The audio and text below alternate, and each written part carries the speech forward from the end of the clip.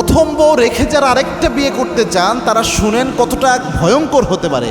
একটা ঘটনা বলছি, মনে তো করেন যে শুধু আরেকটা বিয়ে করলে মনে খালি সুখ আর সুখ, দুনিয়াতে জান্নাতে সুখ পাওয়া যাবে। সবার ক্ষেত্রে ব্যাপারটা এমন হয় না, ব্যতিক্রম অনেক ঘটে। আল্লাহর হাবিব 1450 বছর আগে এই একাধিক বিয়ের ক্ষেত্রে যে একটা হাদিস বলে গিয়েছেন, আল্লাহর কোরআনের যে একটা আয়াত রয়েছে, সেই ব্যারোমিটারটা অনেক ক্ষেত্রেই প্রযোজ্য হয়। প্রথমে হাদিসটা শোনেন, পর ঘটনাটা বলছি। আমার পাশের পরিচিত একজন মুরব্বীর ঘটনা এটা। আল্লাহর হাবিব সাল্লাল্লাহু আলাইহি ওয়াসাল্লাম জানিয়েছেন, কোনো ব্যক্তি যদি একাধিক বিয়ে করে আর যদি ইনসাফ প্রতিষ্ঠা করতে না পারে, কিয়ামতের এই কঠিন ময়দানে আল্লাহ রাব্বুল আলামিন তাকে বিকলাঙ্গ হিসাবে উঠাবেন। এক অঙ্গ প্যারালাইজড হবে যে ব্যক্তি ইনসাফ করতে পারবে না। এটা তো রসুলের সতর্কবার্তা। আর আমার দেখা এক ঘটনা, একজন ব্যক্তি, সে ওই যুবককালে তার সম্পদ অনেক বেশি ছিল, চেহারাও সুন্দর ছিল। এই ব্যক্তি প্রথম বউ রেখে একাধিক বিয়ে করেছে। আর আগের যুগে আমার যারা দাদির সমতুল্য আপনারা জানেন, তারা ওই সময় হাজব্যান্ডকে প্রচুর মান্য করতো।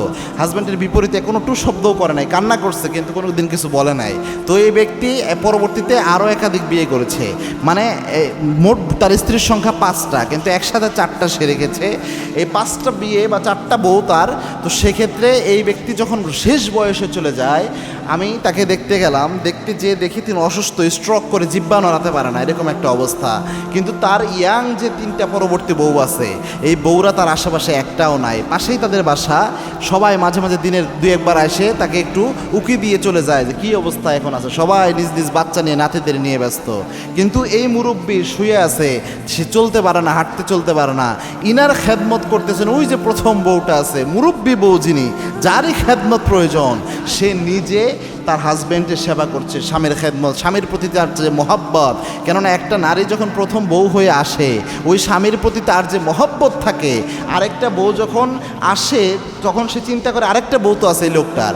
ওই মহিলার অন্তরে কিন্তু স্বামীর প্রতি এই পরিমাণ মহব্বত তৈরি হয় না। এই জন্যে যারা একাধিক বিয়ে করে মনে করেন জান্নাতের সুখ পাওয়া যাবেন দুনিয়াতে, হয়তো বা অনেক আরামে থাকবেন ভবিষ্যৎ জীবনে, সব ক্ষেত্রে বাস্তবতা এরকম হয় না। এবং সবার জন্য একাধিক বিয়েও না। এটা যারা ঢালাওভাবে প্রচার করে, তারা পারলে অনেককে বিপদের মধ্যে ফেলতেছে। আমরা এইভাবে বলি দেখে, সহিহ জিনিসটা প্রচার করি দেখে অনেক হুজুর ফোন দিয়ে বলে যে, হুজুর আপনি তো আমাদের বিরুদ্ধে কথাবার্তা বলতেছেন। আপনার বিরুদ্ধে কথা বলছি না, আপনারা ইসলাম বিরোধী অনেক কিছু প্রমোট করতেছেন, এমন কিছু প্রমোট করতেছেন যেটা অরিজিনালি ইসলাম এইভাবে নাই। ইসলাম জায়েজ করেছে, বৈধ, অস্বীকার করার কোনো ক্ষমতা আমার নাই, আমার তো ইমানই থাকবে না। কিন্তু আপনারা যেভাবে রোমাঞ্চকর করে বাধ্যতামূলক ফরজের মতো বানায় ফেলতেছেন, এইভাবে করতে গেলে পরে অনেক ব্যক্তি আছে যার সামর্থ্য নাই, সেও মনে করে যে একাধিক বিয়ে না করলে আমার মনে হয় তাকওয়া কম, আমার মনে হয় ঈমান কম। এই যে একটা ভাইব দেওয়ার চেষ্টা করতেছেন, হাস্যকর হিসেবে মানুষ নিচ্ছে, এবং কি ইসলাম বিদ্বেষী যারা এটাকে নিয়ে মজা নিতেছে, ট্রল করতেছে। সুতরাং আমরা যেন এই সুযোগটা তাদেরকে না দেই। আল্লাহ রাব্বুল আলামিন আমাদের বুঝদান করুন, আল্লাহুম্মা আমিন।